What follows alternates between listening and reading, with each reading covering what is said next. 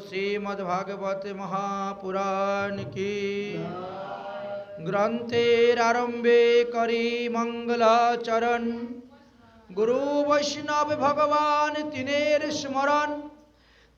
स्मरणे হয় বিঘ্ন বিনাশন অনায়াসে হয় নিজ বাঞ্ছিত পূরণ কলৌ তো কেবলা ভক্তি ব্রহ্ম সজুর্যকারিণী। এই কলিযুগে ভক্তি একমাত্র শক্তি। ভক্তির দ্বারাই জীব ভগবানকে লাভ করতে পারেন। ভক্তির দ্বারাই জীব পুনরপি জননম পুনরপি মরণম পুনরপি মাতৃ জঠরে শয়নম তিতাব জ্বালাকে নিবারণ করতে পারেন। ভক্তির দ্বারাই জীব পাপকে খণ্ডন করতে পারেন। ভক্তির দ্বারাই জীব নরকাদি যন্ত্রণা থেকে মুক্তি লাভ করতে পারেন। তাই সেই ভক্তিদেবীর মহিমার কথা আজ আমরা কিঞ্চিত আলোচনা করব। ভগবানের অনন্ত শক্তির মধ্যে তিন শক্তি প্রধান। সেই তিন শক্তির মধ্যে এক শক্তি থেকে ভক্তি দেবী উৎপত্তি হয়েছিলেন। সেই ভক্তি দেবীকে বলা হচ্ছে সংবিত শক্তি। যে শক্তি থেকে ভক্তি দেবী আবির্ভাব হয়েছিলেন, ভক্তি দেবীকে সেবা করার জন্য জ্ঞান এবং বৈরাগ্যকে দিয়েছিলেন এবং মুক্তি দেবীকে তিনার দাসী রূপে প্রেরণ করেছিলেন। এই ভক্তি দেবীর বিশেষ কৃপা লাভ হয় আমাদের তুলসী বৃক্ষর সেবনের দ্বারা, পূজনের দ্বারা, ভগবত নাম সংকীর্তনের দ্বারা, গুরু বৈষ্ণব সেবার দ্বারা ইত্যাদি। অনেক সময় অনেকেই প্রশ্ন করেন যে নারায়ণের স্ত্রী যে তুলসী, এই তুলসী কে? এবং শ্রীকৃষ্ণের প্রিয়সী যে তুলসী, সেই তুলসী কে? আমরা 5 প্রকার তুলসীকে দেখতে পাই।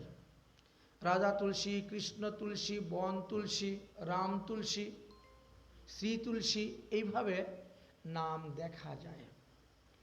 তাহলে এদের বিষয়ে অনেকেই অনেক কিছু জানার প্রয়াস করে থাকেন। গত 2টি পর্বতে আমরা তুলসী সম্পর্কে বিস্তারিত আলোচনা করেছি। আজকে তুলসী সম্পর্কে আলোচনার 3য় পর্ব আমাদের চলতেছে। আমরা বৈকুণ্ঠেশ্বর নারায়ণের 4 জন স্ত্রীর কথা শাস্ত্রে পেয়েছি: লক্ষ্মী, সরস্বতী, গঙ্গা, তুলসী। 4 জন নারায়ণের স্ত্রী। তাহলে শ্রীমৎ নারায়ণের প্রথম স্ত্রীর নাম ছিল মহালক্ষ্মী, দ্বিতীয় স্ত্রীর নাম হলেন সরস্বতী, তৃতীয় স্ত্রীর নাম গঙ্গা এবং চতুর্থ স্ত্রীর নাম তুলসী ছিলেন।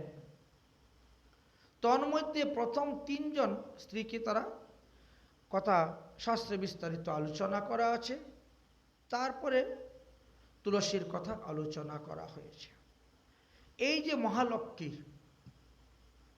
বৈকুণ্ঠেশ্বর নারায়ণের বক্ষবিলাসিনী যে মহালক্ষ্মী, মহালক্ষ্মী, স্বর্গলক্ষ্মী, মৃত্যুলক্ষ্মী, এইভাবে লক্ষ্মীকেও 3 ভাগে বিভক্ত করা হয়েছে। নারায়ণের বক্ষবিলাসিনী যে মহালক্ষ্মী, তিনি কোনো এক সময়ে গঙ্গার অভিশাপে প্রাপ্ত হয়েছিলেন। সেই অভিশাপের কারণে নদী এবং বৃক্ষ, এই 2টি রূপ তিনার হয়েছিল। সেই নদীটি হলো পদ্মাবতী নদী এবং বৃক্ষটি হলো তুলসী বৃক্ষ। এই বিষয়ে আমরা ব্রহ্মবৈবর্ত পুরাণের প্রকৃতিখণ্ডে যে সিদ্ধান্ত দিয়ে গেছেন, এই বিষয়ে প্রথমে আমরা আলোচনা করব। তারপরে অন্যান্য পুরাণের সিদ্ধান্তগুলোও আমরা আস্বাদন করব। তাহলে গঙ্গার উৎপত্তি কোথা থেকে হয়েছিল? আমরা দেখেছি রাধা কৃষ্ণের দ্রবময় জল হইতে গঙ্গার উৎপত্তি হয়েছিল। শ্রীকৃষ্ণের চরণ হইতে গঙ্গা প্রকট হয়েছিলেন। এই জন্য গঙ্গাকে ভগবানের দাসীও বলা হয়।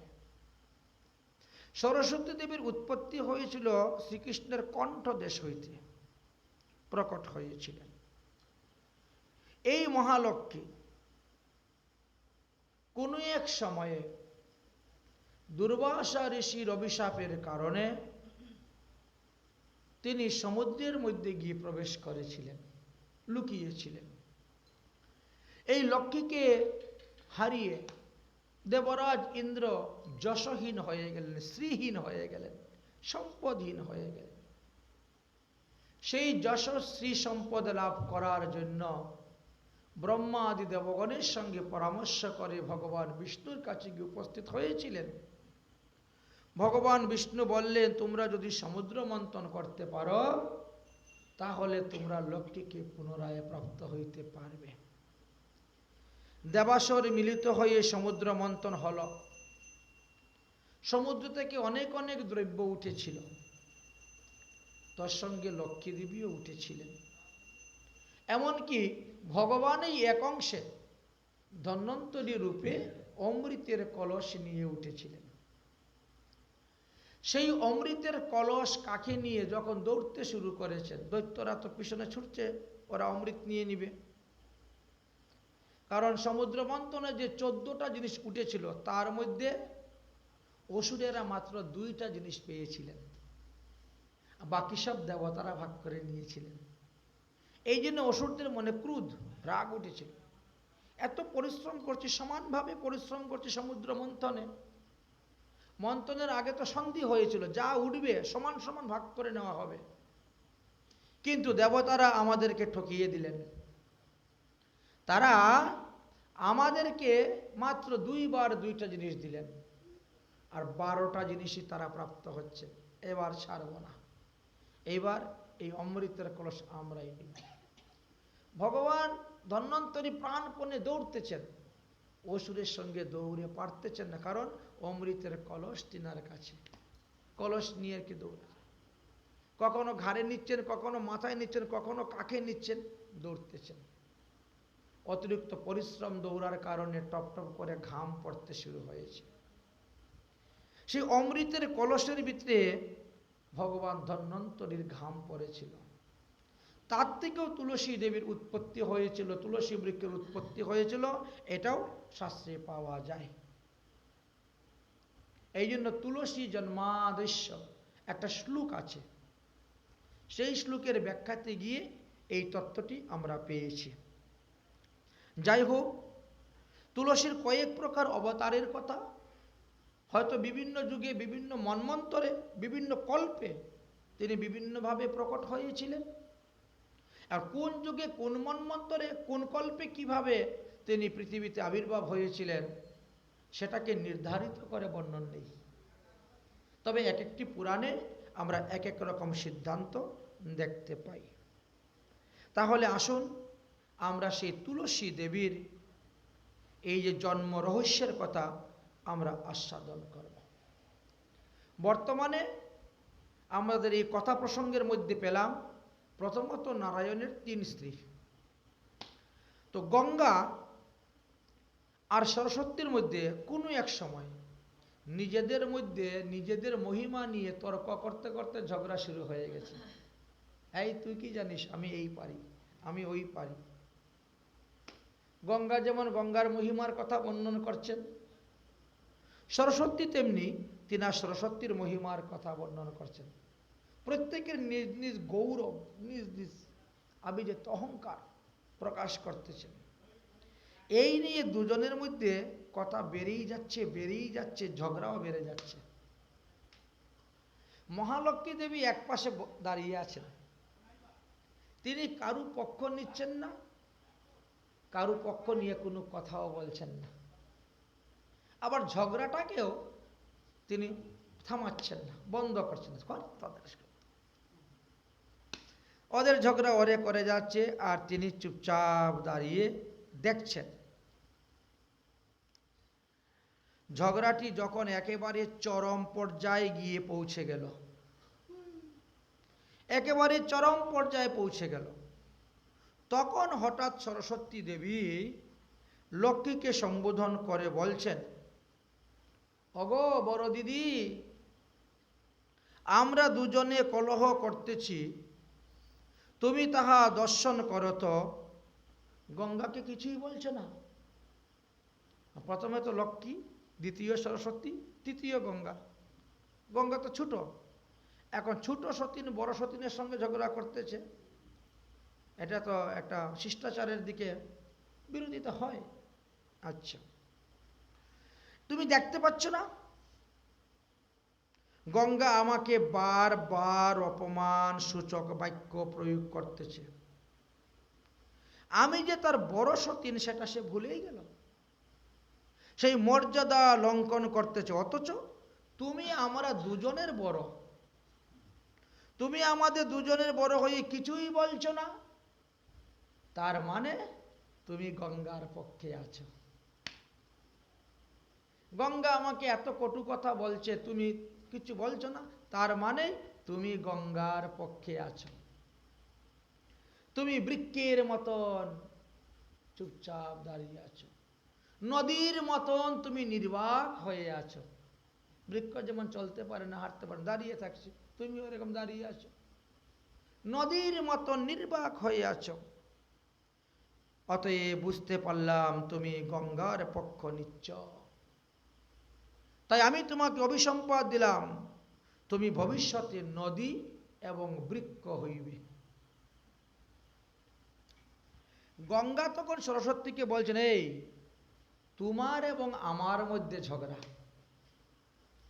এর মধ্যে আবার তুমি বড় দিদিকে টেনে আনলে কেন? ঝগড়াটা তো তোমার মধ্যে আর আমার মধ্যে, এটা তোমার উচিত হলো না। বিনা কারণে তুমি বড় দিদিকে অভিসম্পাদ দিয়ে দিলে, তিনি নদী হবেন, বৃক্ষ হবেন। তাই আমিও তোমাকে অভিসম্পাদ দিলাম, হে সরস্বতী তুমিও নদী হবে।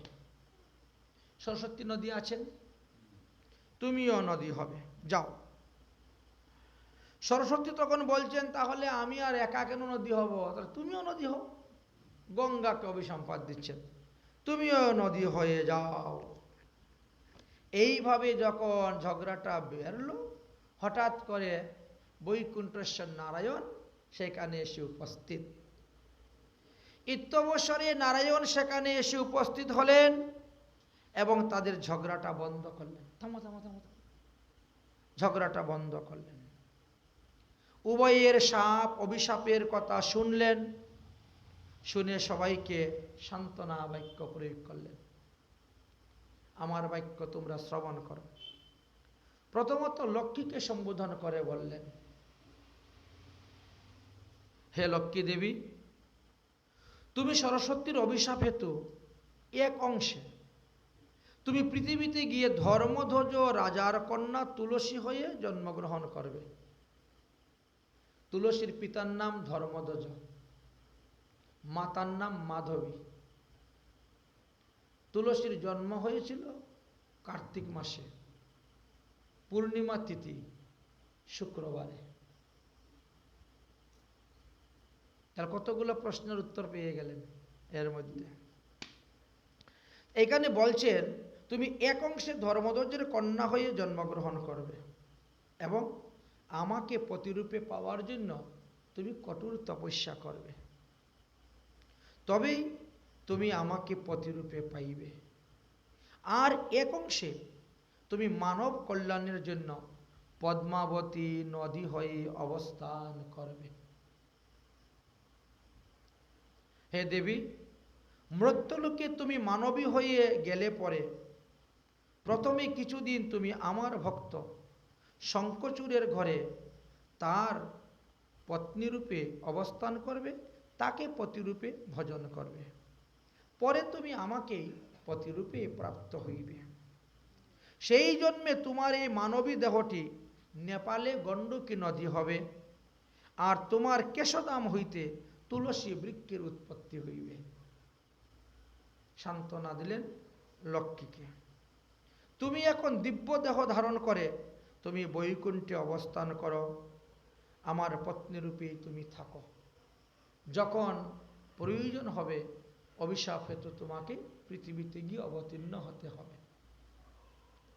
দ্বিতীয়, এইবার নারায়ণ সরস্বতীকে সম্বোধন করে বলছেন, হে দেবী, তুমিও গঙ্গার অভিশাপে এক অংশে ভারতে গমন করে তুমি নদীরূপা হইবে এবং কলিযুগের 5000 বৎসর পর্যন্ত তোমাকে সেই ধরাধামে থাকতে হবে, তারপরে তুমি চলে আসবে। এইবার নারায়ণ গঙ্গাকে সম্বোধন করে বলছেন, হে গঙ্গে, তুমি সরস্বতীর অভিশাপ হেতু ভারতবর্ষে গিয়ে অবতীর্ণ হবে নদীরূপে। ভগীরথ কঠোর তপস্যা করে তোমাকে ভূতলে নিয়ে যাবে। লোক তোমাকে গঙ্গা, ভাগীরথী, অলকনন্দা, সুরধ্বনি, ভূতগর্ভী, পাপনাশিনী, পতিত পাবনী, পুণ্যদায়িনী, ত্রিপদগামিনী, বিষ্ণুপদী ইত্যাদি ইত্যাদি নামে তোমাকে ডাকবে।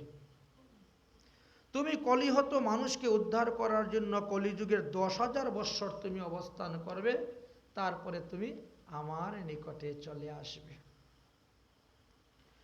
ওই সময়ে আমার অংশ থেকে শান্তনু নামে এক রাজা জন্মগ্রহণ করবেন। তিনি ধর্মপরায়ণ হবেন, তার সঙ্গে তোমার বিবাহ হবে এবং পরে তুমি লবণ সমুদ্রের সঙ্গে গিয়ে মিলিত হবে।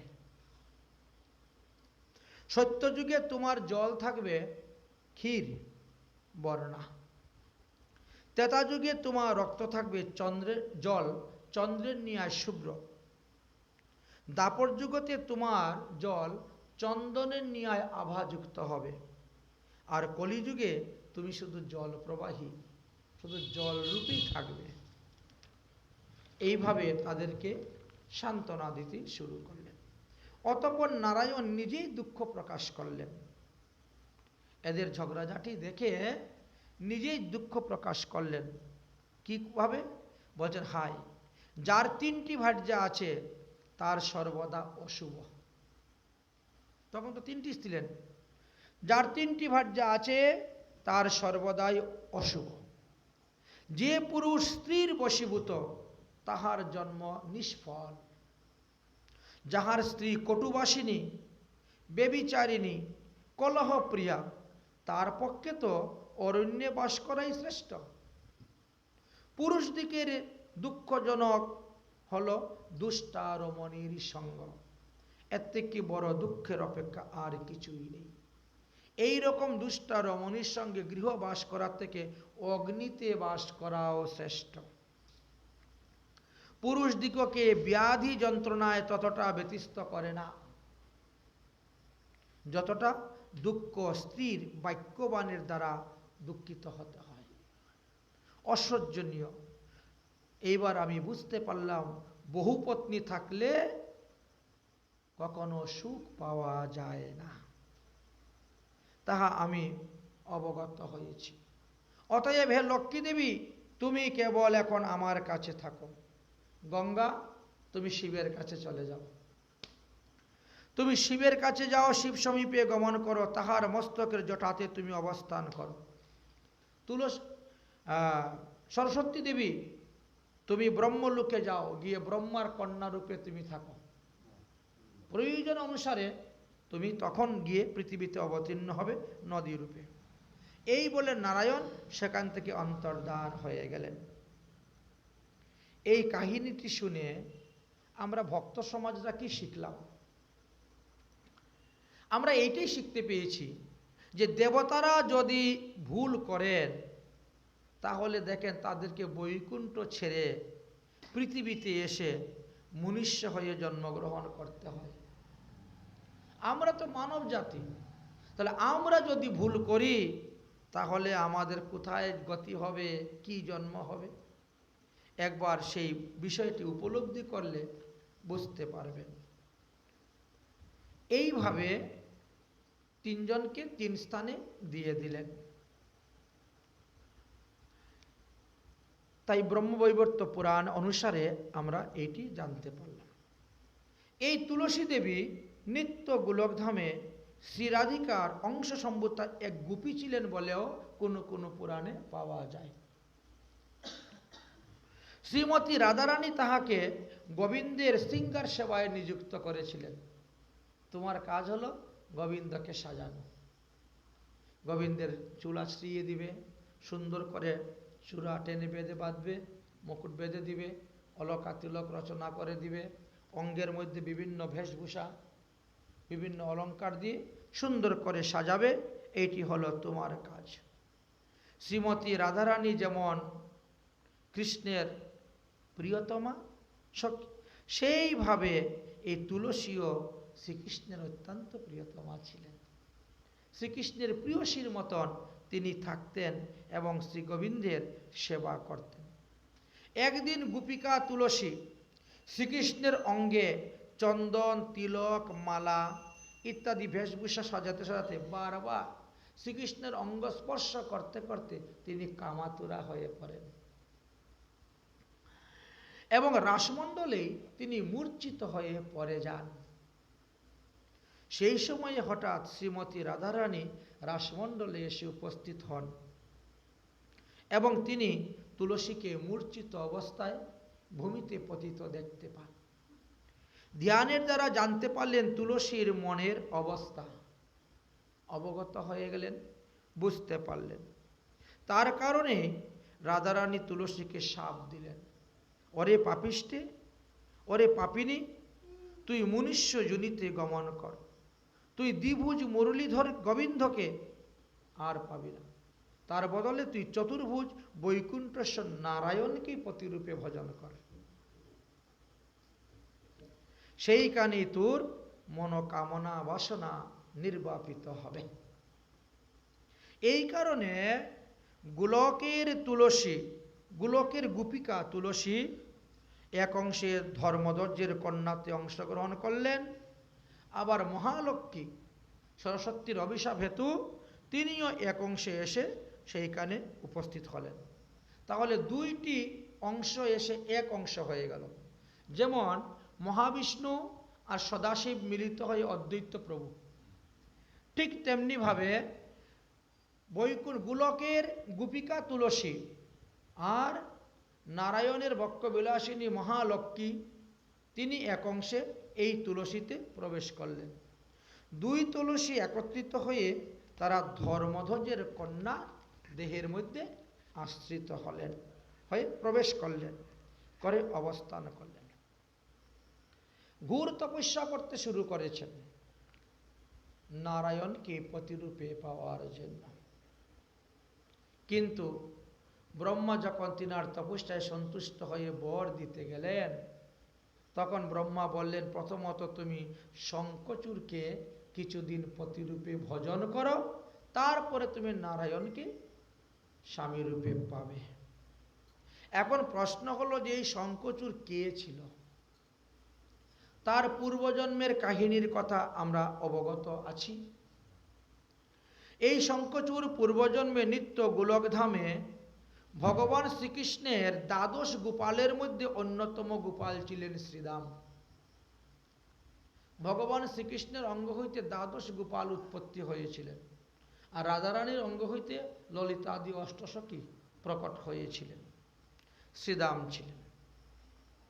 রাসমণ্ডলে যখন শ্রীমতী রাধারানীর অঙ্গ হইতে এই গোপিকা তুলসী প্রকট হয়েছিলেন, তখন শ্রীদাম তাহাকে দর্শন করে তাকে পত্নীরূপে পাওয়ার বাসনা করেছিলেন। কিন্তু শ্রী রাধিকার ভয়ে তিনি কখনো এই মনের ভাবটা প্রকাশ করতে পারেন নাই, বলতে পারেন নাই। পরবর্তী সময়ে যখন শ্রীদাম এবং রাধারানী উভয়ের মধ্যে কথোপকথনের কারণে, শ্রীদামের কুব্যবহারের কারণে রাধারানী শ্রীদামকে অভিসম্পাদ দিয়েছিলেন, তুমি ভারতবর্ষে গিয়ে দৈত্যকুলে জন্মগ্রহণ করো। তখন শ্রী রাধার অভিশাপের কারণে এই শ্রীদাম দৈত্যকুলে এসে শঙ্খচূড় নামে তিনি জন্মগ্রহণ করেছিলেন। তিনিও অমর বর প্রাপ্তির জন্য ব্রহ্মার তপস্যায় লিপ্ত ছিলেন, অমর বর প্রাপ্তির জন্য লিপ্ত ছিলেন। আর এদিকে ধর্মধ্বজের কন্যা তুলসী তিনিও নারায়ণকে প্রাপ্তির জন্য, প্রতিরূপে পাওয়ার জন্য তপস্যায় আছে। দুজন দু জায়গায় আলাদা আলাদাভাবেই তারা ভজন করছেন, কেউ কাউকে জানে না, কেউ কাউকে চিনে না। ব্রহ্মা যখন বর দিতে আসলেন উভয়কেই, উভয়ের তপস্যায় সন্তুষ্ট হয়েছেন এবং উভয়কেই যখন বর দিতে আসলেন, তখন শঙ্খচূড়ের কাছে গিয়ে উপস্থিত হলেন। বলো তুমি কি বর চাও? আমি অমর বর চাই। অমর বর তো আমার হাতে আর নেই। কোনো এক সময় আমার হাতে অমর বর ছিল, কিন্তু অমর বর দিতে গিয়ে পৃথিবীর অনেক হানি হয়েছে, অনেক লোকসান হয়েছে। এবং তাদেরকে বধ করতে গিয়ে ভগবানকে কত রকম অবতার যে ধারণ করে আসতে হয়েছে তার ঠিক নেই। অনেক কষ্ট হয়েছে, ভগবানকে আমি অনেক কষ্টে দিয়েছি, তাই অমরবরটা ভগবান আবার ফিরিয়ে নিয়ে গেছেন। অমরবর আর আমার হাতে নেই, তবে তোমাকে পক্ষান্তরে আমি একটি অমরবর দিতে পারি। সেটা আবার কীরকম? তোমার স্ত্রীর যতদিন সতীত্ব থাকবে অতদিন কেউ তোমাকে বধ করতে পারবে না। তোমার স্ত্রী যেদিন অসতী হবে সেদিন তোমার মৃত্যু হবে। যাও, এটাই তোমার অমরবর পক্ষান্তরে। অতএব স্ত্রী রত্নকে সাবধানে রাখতে হবে, এটাই হলো তোমার অমরবর। তুমি তোমার স্ত্রীকে সাবধানে রাখবেন। এই কথা বলে ব্রহ্মা চলে গেলেন। ব্রহ্মা এই কথা বলে চলে গেলেন। আচ্ছা, তারপরে আরেকটি দিয়েছেন। শঙ্খচূড় এতেও সন্তুষ্ট হলেন না, কারণ স্ত্রীকে তো সর্বদা চোখে চোখে রাখা যাবে না, আমাকে আর একটি উপায় দান করুন। তখন ব্রহ্মা তিনাকে শ্রীকৃষ্ণের একটা কবচ দিলেন। এই কবচটা নাও, এই কবচ তোমার গলায় যতক্ষণ থাকবে ততক্ষণ তোমাকে কেউ বধ করতে পারবে না। এই দুটি তার অমরবরের পরিচয় চিহ্ন ছিল। এই কবচটা তোমার গলায় যতক্ষণ থাকবে ততক্ষণ তোমাকে কেউ বধ করতে পারবে না। এবার তিনি সন্তুষ্ট হয়েছেন, কবচটা তো আমার কাছেই আছে, ওটা তো আমি যত্ন করে রাখবো, স্ত্রী তো সবসময় সঙ্গে নিয়ে ঘুরে বেড়াতে পারবো না। আচ্ছা, ঠিক আছে। এই দুইটি বর পেয়ে তিনি সন্তুষ্ট হলেন। তো তিনি বললেন যে এই রকম সুশীলা গুণবতী স্ত্রী আমি পাবো কোথায়? তখন বললেন যে যাও, তুমি পর্বতে যাও, গিয়ে দেখো ওখানে ধর্মধ্বজ রাজার কন্যা তুলসী তপস্যা করতেছেন। তিনি পতিব্রতা শিরোমণি হবেন, সারথি রমণী, মহাসতী, অতএব তাকে তুমি বিবাহ করো। এইভাবে বলে চলে গেলেন। শঙ্খচূড় তখন সেই স্থানে গিয়ে উপস্থিত হলেন, তুলসীকে নিজের পরিচয় দিলেন, ব্রহ্মার বরের কথা সব জানালেন। ধর্মধ্বজের কন্যা তুলসীকে তিনি বিবাহ করলেন গন্ধর্ব বিধান অনুসারে। নিজ পুরীতে চলে আসলেন। নিজ পুরীতে আসার পরে তিনি সমস্ত পৃথিবী রাজাদের সঙ্গে যুদ্ধ করে তাদেরকে পরাজিত করে তিনি একছত্র রাজা হলেন। তারপরে তিনি স্বর্গে আরোহণ হলেন যুদ্ধ করার জন্য। স্বর্গে গিয়ে যুদ্ধ করে দেবতাদেরকে পরাজিত করে স্বর্গরাজ্য তিনি দখল করে নিলেন। এইভাবে একের পর এক সমস্ত দখল করতে শুরু করছে। দেবতারা মনুষ্যরূপ ধারণ করে কতদিন আর পৃথিবী বিচরণ করবে, তাই তারা ব্রহ্মার কাছে গিয়ে উপস্থিত হলেন। ব্রহ্মা তখন মহাদেবকে সঙ্গে করে নিয়ে ভগবান বিষ্ণুর কাছে উপস্থিত হলেন। দেবতারা কয়েকবারই শঙ্করের সঙ্গে যুদ্ধ করেছেন, কিন্তু সেই যুদ্ধে পরাজিত করতে পারছেন না। ভগবান বিষ্ণুর কাছে যখন শরণাপন্ন হলেন, ভগবান বিষ্ণু তখন মহাদেবকে একটা ত্রিশূল দান করলেন।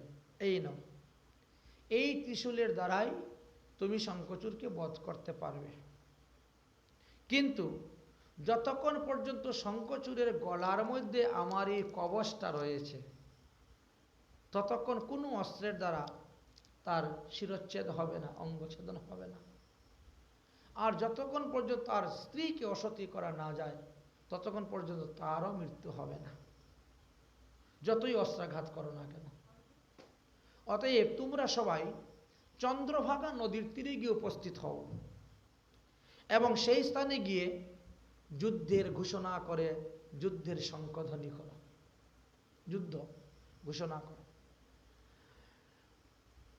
শঙ্খচূড় যখন তোমাদের যুদ্ধের আহ্বানে সেখানে যুদ্ধ করতে যাবে, তখন আমি এক বৃদ্ধ ব্রাহ্মণের রূপ ধারণ করে তার কাছে যাব এবং তার কাছে দান চাইব হাত পেতে। এইভাবে সচ্ছলতা করে তার গলার তাবিজটা আমি নিয়ে নিব, তারপরে আমি তারই রূপ ধারণ করে তার পত্নীর কাছে গিয়ে তার পত্নীর সতীত্ব হরণ করে। তোমরা এমনভাবে যুদ্ধ করবে যাতে শঙ্খচূড় যুদ্ধক্ষেত্র থেকে বেরিয়ে যেতে না পারে। চতুর্দিকে ঘেরাও করে যুদ্ধ করবে প্রাণপণে, যাতে ও যুদ্ধক্ষেত্র থেকে না আসতে পারে। যেই আমি সতীত্ব নষ্ট করব তুলসীর, এই তোমরা তাকে বধ করতে পারবে। ভগবান এইভাবে তাদেরকে পদ্ধতি বলে দিলেন এবং পদ্ধতি অনুসারে দেবতারা মহাদেবকে সঙ্গে করে নিয়ে যুদ্ধক্ষেত্রের জন্য চন্দ্রভাগা নদীর তীরে উপস্থিত হয়েছেন। তবে চন্দ্রভাগা নদী এখন হতভাগা হয়ে গেছে, এখন আর জল টল নেই। বর্ষাকালে একটু জল থাকে, অন্য সময় আর জল টল থাকে না। চন্দ্রভাগা নদীটা ওই উড়িষ্যা থেকে ওই গেলে দেখতে পাবেন। উড়িষ্যাতে বিভিন্ন স্থান দর্শন করায়, সেই সময় যে কর্নারের একটা সূর্য মন্দির আছে, ওই মন্দিরে যাওয়ার আগেই চন্দ্রভাগা নদীটা দেখা যায়। বিরাট বড় নদী ছিল, শুকনো হয়ে গেছে, পরে আছে। যাই হোক, রথযাত্রার সময় গেলেও দেখা যায় ওখানে বেশি জল টল নেই, শুকনো পরে আছে।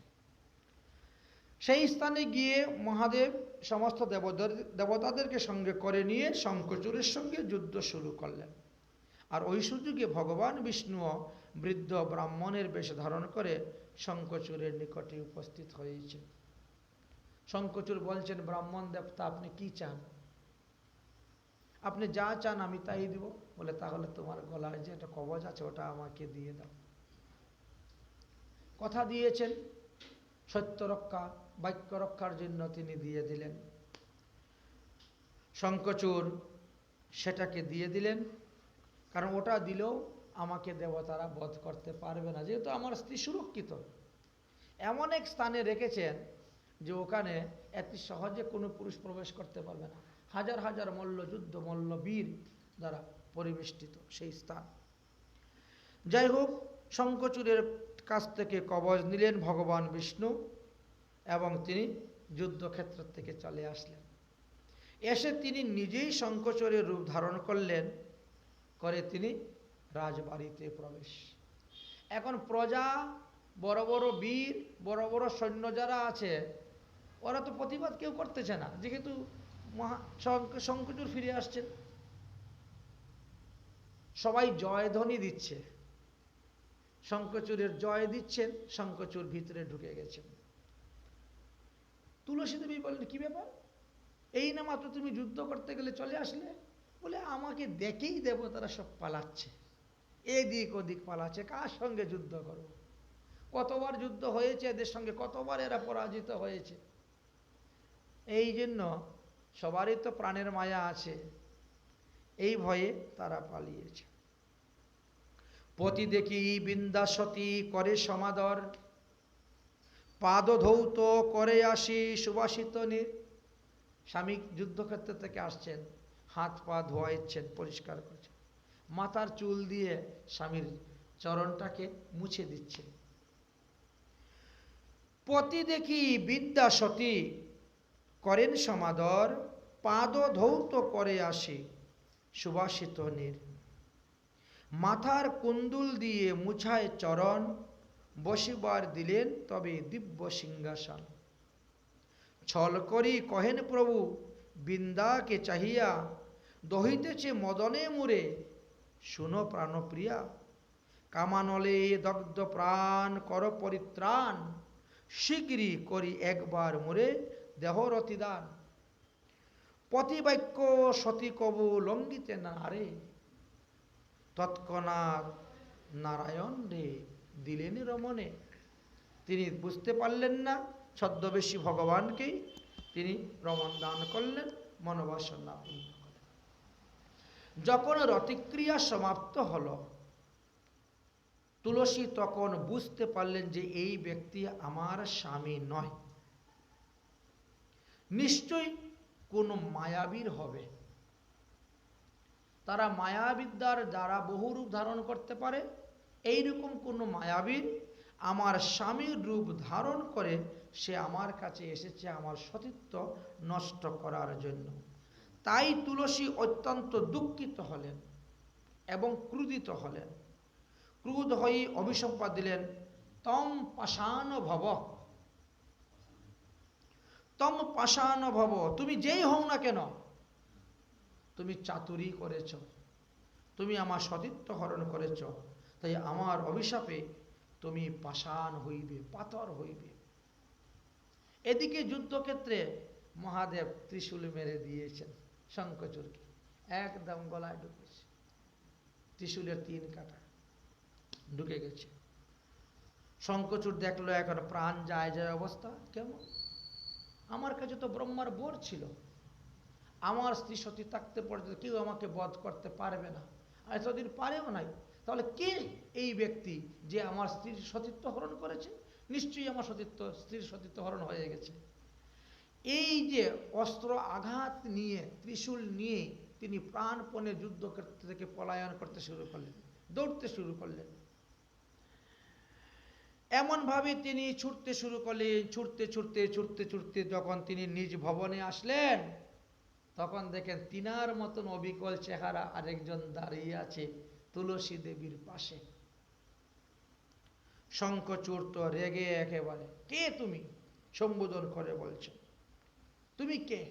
তিরস্কার বাক্যে, তুমি আমার রূপ ধারণ করে তুমি এইভাবে আমার স্ত্রী সতীত্ব হরণ করতে এসেছিল, আমার তুমি এখন। তুলসী তখন বলছেন সম্বোধন করে, হে স্বামী, ইনি হলেন ভগবান বিষ্ণু, আমি পরিচয় জানতে পেয়েছি, তিনি তোমার রূপ ধারণ করে এসে আমার সতীত্ব নষ্ট করেছেন, অতএব আমি আর তোমাকে রক্ষা করতে পারবো না, তোমার মৃত্যু অনিবার্য, তুমি মারা যাবে। তাই আমি বলি কি, মৃত্যুর সময়ে বাগযুদ্ধ তর্কাতর্কে রাগারাগি না করে এই বিষ্ণুর চরণে স্তুতি ভক্তি করো, হয়তো পরজন্মটা তোমার ভালো হবে। ভগবানের সঙ্গে বিরোধিতা করে তো কেউই ভালো ফল পায় নাই। অতএব মৃত্যুর সময়ে তুমি অন্তত পক্ষে ভগবানকে একটু আরাধনা করে মরো, তাহলে পরজন্মে শান্তি পাবে। ধর্মপত্নী পতিকে ধর্মের উপদেশ দিলেন। শঙ্খচূড় চিন্তা করল, ঘটনাটা তো সত্যি, ঘটনাটা সত্যি। তাই তিনি 2 হস্ত জোর করে তিনি মহাদেবকে স্তুতি ভক্তি করতে শুরু করেছেন, বাগযুদ্ধ না করে। শঙ্খচূড় বলিলেন, হে প্রভু, হে ভগবান বিষ্ণু, অসুর কুলেতে জন্ম, পাপ কলেবর, আমার এই শরীরটা সম্পূর্ণ পাপে ভর্তি। অসুর কুলেতে জন্ম, পাপ কলেবর, কেমনে এই দেহ শুদ্ধ হইবে গদাধর? আমার এই দেহটা কিভাবে শুদ্ধ হবে সেটা আপনি বলুন। তব কর স্পর্শে মোর পাপ খণ্ডিবে, সকলে করিবে মান্য, দেহ শুদ্ধ হবে। তুমি একটু তোমার হাতটা আমার মাথার মধ্যে স্পর্শ করো, আমার তো মৃত্যু হয়ে যাবে, আমি মারা যাব। একটু তোমার যে হস্ত স্পর্শ পাই, তাহলে তো আমার দেহটা পবিত্র হবে। আর পবিত্র দেহকে সকলেই শ্রদ্ধা করে, সম্মান করে, ভক্তি করে। আমিও চাই যাতে আমার দেহটা পবিত্র হোক, সকলে যাতে আমাকে মান্য করে, অসুর বলে আমাকে ঘৃণা না করে। আমাকে আপনি এই বর দিন, যাতে আমাকে লোকে মানে, পবিত্রতা করে, সম্মান করে, অসুর বলে আমাকে ঘৃণা না করে। আমাকে এই বর প্রদান করুন। আপনার কাছে আরও একটি বস্তু আমি চাইব প্রভু, মৃত্যুর আগে। আর এক বর মোরে দেহ ভগবান, সতত তোমার অদরামৃত করি যেন পান। আমি তো জীবনে কিছু করতে পারলাম না, যাই হোক মৃত্যুর সময়ে আমাকে এই আশীর্বাদটা দেও, আমি যেন তোমার অদরামৃতটা পান করতে পারি।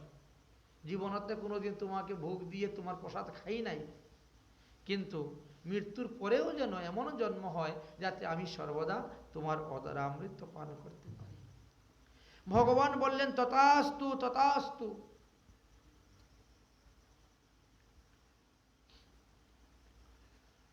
তোমার এই দেহ পতনের পর তুমি সমুদ্রতে শঙ্খ হয়ে জন্মগ্রহণ করবে। আমি যখন তোমার শঙ্খকে নিয়ে ফু দিব তখন তো মুখের অধরামৃত তার মধ্যেই পড়বে। তুমি শঙ্খ দেহতে তুমি আমার অধরামৃত পান করবে। অতএব তুমি এই দেহ ছেড়ে সমুদ্রে গিয়ে শঙ্খ রয়ে জন্মগ্রহণ করো। তব দেহ শুদ্ধ যে হইবে অতিশয়, শঙ্খবারি বিনা দেব অর্চন নাহি হয়। যাও, তোমাকে বর দিলাম, তোমার এই শঙ্খের জল ছাড়া আমার পূজা হবে না, কোনো দেবতাদের পূজা হবে না, অর্চন হবে না। শঙ্খের জল সবার লাগবে। সবাই এই শঙ্খের জল দিয়ে স্নান করানো, ভোগ লাগা, নিবেদন ইত্যাদি সব পূজাতে শঙ্খবাদ্য করা ইত্যাদি। পৃথিবীতে যতেক আছে মঙ্গল আচরণ, যাগ যজ্ঞ মহোৎসব আদি দেব অর্চন, সর্বকার্যে শঙ্খধ্বনি মঙ্গল বিধান, সর্ববাদ্য হইতে শ্রেষ্ঠ শঙ্খের বাখান। পৃথিবীতে যত প্রকার বাদ্যযন্ত্র আছে, সমস্ত বাদ্যযন্ত্র হইতে শ্রেষ্ঠ বাদ্যযন্ত্র হবে শঙ্খ। সব কাজে শঙ্খধ্বনি। শঙ্খ বাজাইলে সব রকম বাদ্যযন্ত্র বাজানোর ফল জীবে লাভ করতে পারে মানুষে।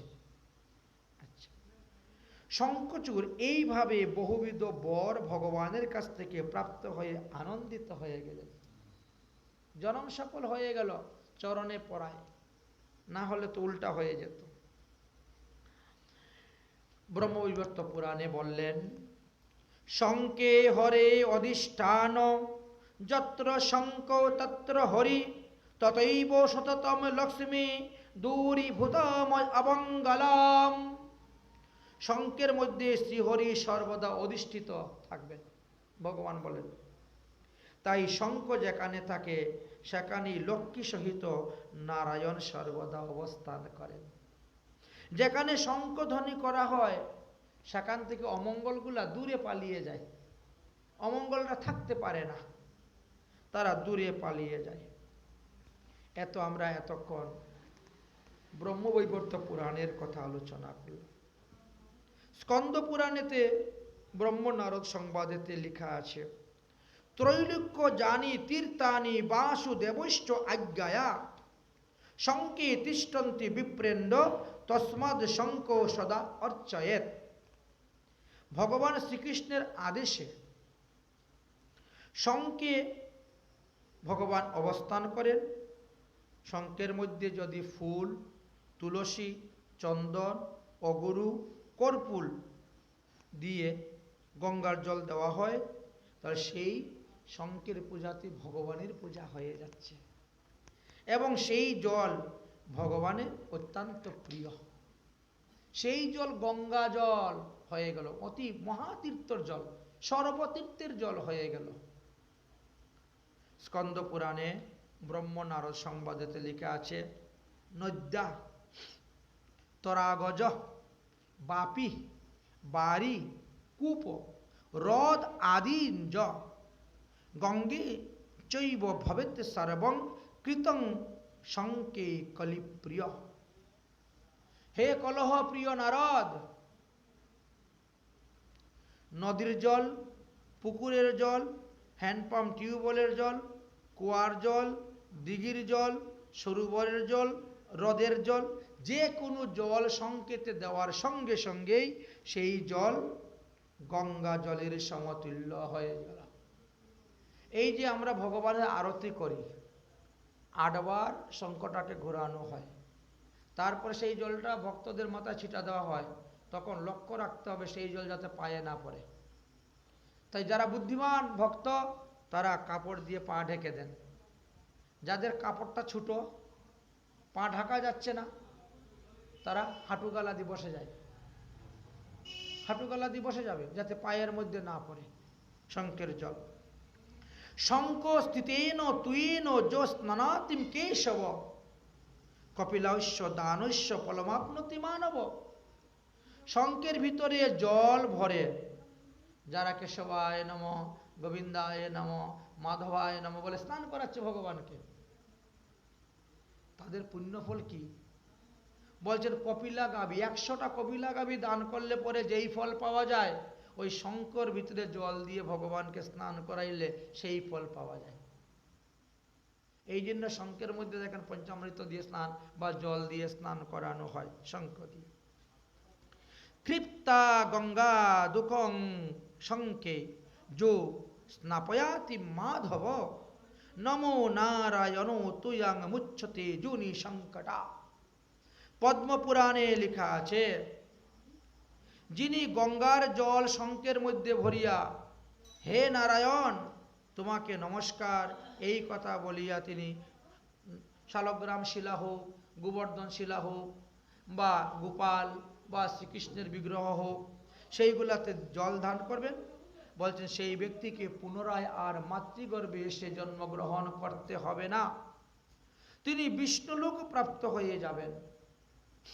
পদ্মপুরাণের আরো একটি স্থানে লেখা আছে, পয়স্যীনা স্তুবং ক্ষীরম শঙ্কে কৃতত্বম নারদ যো স্নাপয়ামি দেবৈশ্য স গচ্ছতে ব্রহ্মণ পদম।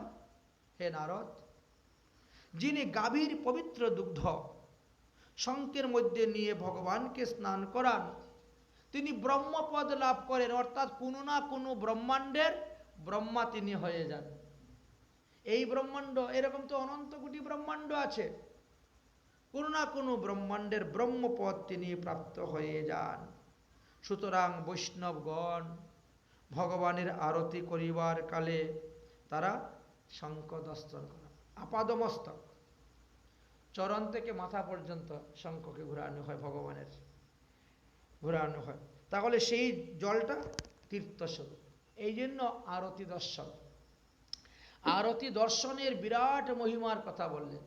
এই যে সকাল থেকে সারা দিন যত পাপ করেছেন বা আজকে রাত্রে থেকে, আজকে আরতি সবাই দর্শন করে চলে গেলেন, এখন রাত্রিবেলাও পাপ করতে পারেন, কালকে সারাদিনও পাপ করলেন, আবার সন্ধ্যার সময় আরতি দর্শন করলেন, সব পাপ শেষ। প্রতিদিনের পাপ প্রতিদিন ধ্বংস হয়ে যায়, মোচন হয়ে যায়। এই আরতি দর্শনের এতই মহিমা। শঙ্খ শব্দ ভবেত যত্র তত্র লক্ষ্মীচ সুস্থিরা স্নাতু সর্ব তীর্থেষু যস্নাতু শঙ্খ বারিনা। যেখানে শঙ্খধ্বনি হয় সেখানে লক্ষ্মী দেবী নিশ্চলাভাবে অবস্থান করেন, আর যিনি শঙ্খের মধ্যে জল দিয়ে ভগবানকে স্নান করান তিনি সর্বতীর্থের জলে স্নান করানো হয়। এইভাবে শঙ্কের মহিমার কথা বর্ণন করলেন। এইবার নারায়ণ তুলসী দেবীকে সম্বোধন করে বলছেন, হে তুলসী, তুমি আমাকে পতিরূপে লাভ করিবার জন্য দীর্ঘকাল ধরে তপস্যা করলে, তাই তোমার তপস্যার ফল দেওয়ার জন্য আমি তোমার কাছে এসেছিলাম, কিন্তু তুমি আমাকে অভিশাপ দিলে, পাশান করে দিলে। তোমার তপস্যার ফল তোমাকে দিতে আসলাম আর তুমি আমাকে পাশান করে দিলে। যাই হোক, আমার এই পাষাণ বা এই শৈল বিগ্রহকে মানুষ শালগ্রাম শিলা বিষ্ণু রূপে পূজা করিবে। লীলা ভগবানের। আমার পরশে বাস্তবে তুমি অসতী হও নাই, বরং তুমি সতীর থেকে মহাসতী হয়েছ। অসতী তো হও নাই, মহাসতী হয়েছ। তাই তোমার স্বামী মরে নাই, এখনো জীবিত আছে। আমি তাকে আশীর্বাদ দিয়েছি এই দেহটা রূপান্তরিত করে সংকেতে অবস্থান করার জন্য। তাই সেই দেহেতে তিনি শঙ্খ রূপে জলের মধ্যে অবস্থান করবেন, সমুদ্রে অবস্থান করবেন। যথা সময়ে আমি তাকে নিজ হস্তে বধ করে তার দেহ থেকে পাঞ্চজন্য শঙ্খ তৈরি করে নিয়ে আসব। এটা দ্বারকা লীলায়, এই মথুরা লীলায় হয়েছিল। ভগবান কংসকে বধ করার পর উজ্জয়িনীতে গিয়েছিলেন লেখাপড়া করার জন্য সন্দীপন মুনির আশ্রমে। মুনির কাছে লেখাপড়া করার পরে বললেন, গুরুদেব দক্ষিণা কি দিব বলুন। বললেন যে 12 বছর আগে আমার এক ছেলে ছিল, ওটা সমুদ্রের তীরে খেলা করতে গিয়ে সমুদ্রের জলে ডুবে মারা গেছে, ওটাকে নিয়ে আসে। ওই সেই লীলা করতে গিয়ে তুলে এনেছিলেন এই শঙ্খচূড়কে, তখন বধ করেছিলেন। কিন্তু এই ঘটনা সত্য যুগে হয়েছে। তারপরে ত্রেতা যুগ গেল, দাপর যুগ আসলো, এবং দাপর যুগের শেষে এই লীলা হয়েছিল। তাই বলছেন, আমার বরে তুমি এখন পূর্বের অভিশপ্ত দেহ ধরিয়া দিব্য দেহ ধারণ করিয়া লক্ষ্মীর ন্যায় বৈকুণ্ঠে শোভা করো। তুমি এক দেহেতে লক্ষ্মীর দেহে প্রবেশ করবে, আর আমার বরেতে তোমার এই দেহটা থেকে গণ্ডুকী নদী হবে, আর তোমার এই কেশধাম থেকে তুলসী বৃক্ষ উৎপন্ন হবে। শ্রীকৃষ্ণ সারাবলী নামক গ্রন্থেতে পাওয়া গেল, ভগবান বলছেন, শিলারূপী হব আমি তোমার অভিশাপে, শিলারূপী হব আমি তোমার শাপেতে, আমি বর দিনু তুমি বৃক্ষ নদী হও পৃথিবীতে। আমি তোমাকে অভিসম্পাদ দিচ্ছি না, আমি তোমাকে বর দিচ্ছি। তুমি এক অংশে নদী হও আর এক অংশে বৃক্ষরূপ হও। তোমার দেহ থেকে হলো, আর মূল যে তুমি তোমার বৈকুণ্ঠে গিয়ে লক্ষ্মী দেহে প্রবেশ করে নাও। তোমার অভিশাপ ছিল, অভিশাপ এইভাবে হয়ে গেল। এইভাবে তুলসী বৃক্ষের বৃত্তান্ত আমরা শুনতে পেলাম। তাই বলছেন ভগবান, দেখো তুমি, আমি, শঙ্খ, আমরা তিনজন একসঙ্গে থাকবো। ঠাকুর করে দেখেন না, তিনজন একসঙ্গে। আমরা যখন ভগবানের আরতি করি তখন তুলসী দেবী ভিতরে থাকতে হয়, বৃন্দা দেবী। যখন ভোগ লাগানো হবে তখন তুলসী ভিতরে থাকতে হবে। যখন পূজা অর্চন করা হবে তখন থাকতে হবে। অন্য সময় বাইরে আনা হবে, কারণ তারও তো একটা প্রাণ আছে, তার একটা খাদ্য আছে, তার সূর্যের আলোর প্রয়োজন, বাতাসের প্রয়োজন, মাটির প্রয়োজন, জলের প্রয়োজন। হ্যাঁ, এই জন্য ওই আমরা একবার ভিতরে নেই, আবার বাইরে আনি, ভিতরে নেই, বাইরে আনি, সময় অনুসারে আনা হয়। তাই এখানে বলছেন, হে তুলসী দেবী, তোমার যে দেহ থেকে তুলসী বৃক্ষ হবে তার মহিমা বলিতেছি, শ্রবণ করো, তুমি দুঃখ করিও না। ত্রিকালেষু চ পুষ্পানাম পত্রানাম দেব অর্চনম প্রধানম রূপী তুলসী ভবিষ্যতি বরাননে। এই পর্যন্ত যত যত ফুলের মহিমা ছিল শাস্ত্রে, যত যত পত্রের মহিমা ছিল শাস্ত্রে, এখন সবাই নিম্নতম হয়ে গেল, তুমি হয়ে গেলে সর্বশ্রেষ্ঠ। আজকে থেকে এই পৃথিবীতে যত প্রকার পুষ্প আছে, যত প্রকার পত্র আছে, তার মধ্যে শ্রেষ্ঠ হলে তুমি। তুমি ছাড়া আমার কোনো কাজ হবে না, স্নান হবে না, ভোজন হবে না, পূজা হবে না, কিচ্ছু হবে না। প্রতিটা বস্তুতেই তোমাকে লাগবে। স্বর্গে মৃত্যে চ পাতালে বৈকুণ্ঠে মম সন্নিধে ভবন্তু তুলসী বৃক্ষা বরা পুষ্পের সুন্দরী। হে তুলসী দেবী, হে সুন্দরী, তুমি স্বর্গলোকে, মৃত্যুলোকে, পাতালে এবং বৈকুণ্ঠে সর্বদা তুমি আমার স্থানে এইভাবে বৃক্ষরূপে অবস্থান করবে। তোমার এই কেশরূপিণী তুলসী বৃক্ষ আমার অত্যন্ত প্রিয় হইবে। অতএব হে তুলসী দেবী, তুমি বিন্দু মাত্র দুঃখ করিও না। তোমার এবং আমার মধ্যে কখনো আর বিচ্ছেদ হবে না। তোমার শাপেতে আমি যখন শালগ্রাম হব, তখন ভক্তরা আমার শালগ্রামের নিচে এইভাবে তুলসী দিবে, শালগ্রামের উপরে এইভাবে তুলসী দিবে। শালগ্রাম থেকে তুলসী সরাতে নেই, স্নান করানো হলো, আবার সঙ্গে সঙ্গে তুলসী দিয়ে রাখা হবে।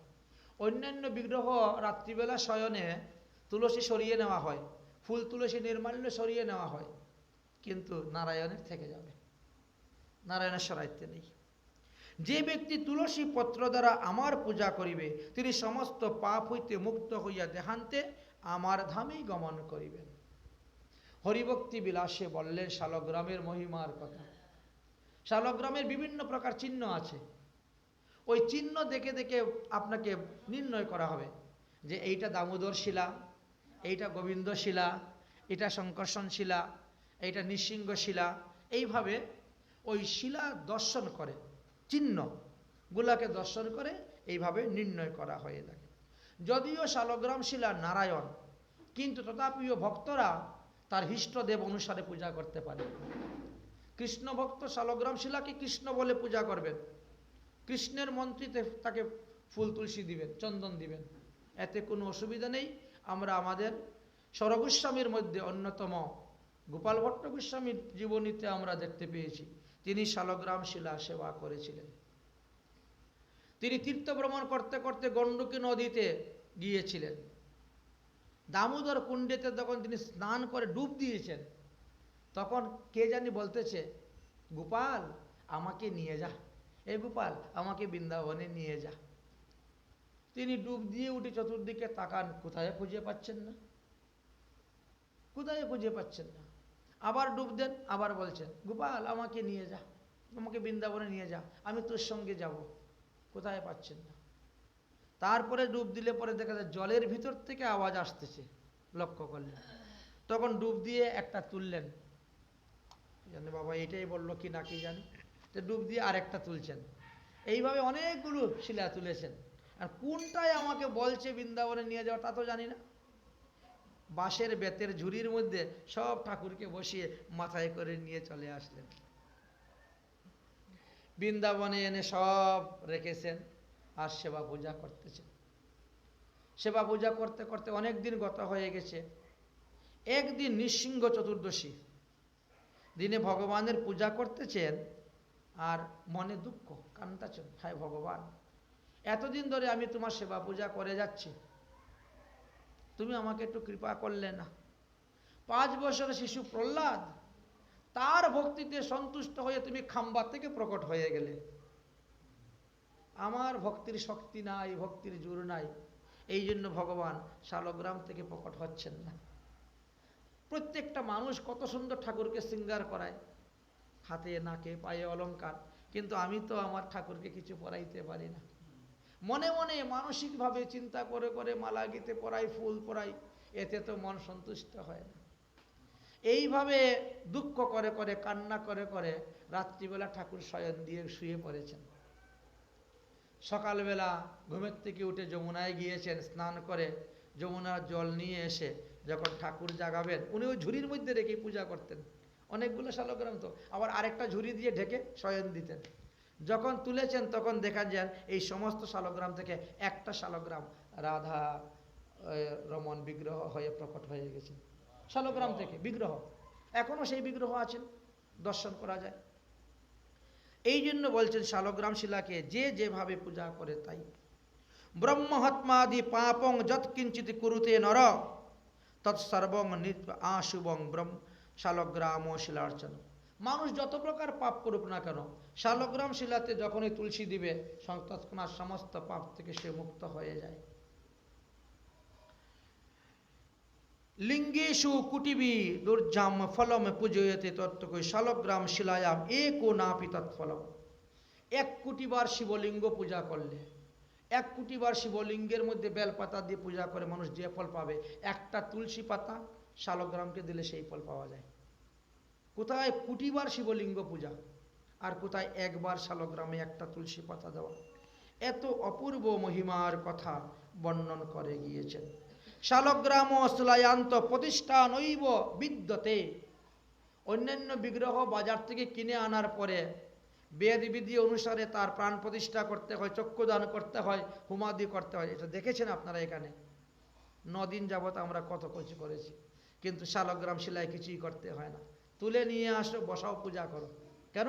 ওটা প্রাণ প্রতিষ্ঠিত হয়েই আছেন, ওনাকে প্রাণ প্রতিষ্ঠা করতে হয় না, প্রাণ প্রতিষ্ঠিত হয়ে আছেন। শালগ্রাম শিলায়াম প্রাণ প্রতিষ্ঠা নৈব বিদ্যতে। তোমাকে প্রাণ প্রতিষ্ঠা করতে হবে না, বেদ মন্ত্র উচ্চারণ করে, বৈদিক বিধি, উনি প্রতিষ্ঠিত হয়েই আছেন, চক্ষুদান হয়েই আছেন। এনে পূজা করলেই তোমার কল্যাণ হয়ে যাবে। তাই যে ব্যক্তি শালগ্রাম শিলা হস্তে লইয়া প্রতিজ্ঞা করে, সেই প্রতিজ্ঞা পালন না করে, মিথ্যা শপথ করে, তারা জ্বালামুখী নরকেতে বাস করে। 7 জন্ম সে বিষ্ঠার কৃমি হয়ে জন্মগ্রহণ করে থাকে।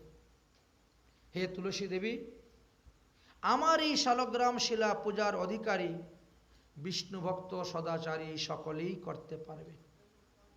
যারা সদাচার পালন করেন, যারা বিষ্ণু মন্ত্রে দীক্ষা গ্রহণ করেছেন তারা সকলেই এর অধিকারী।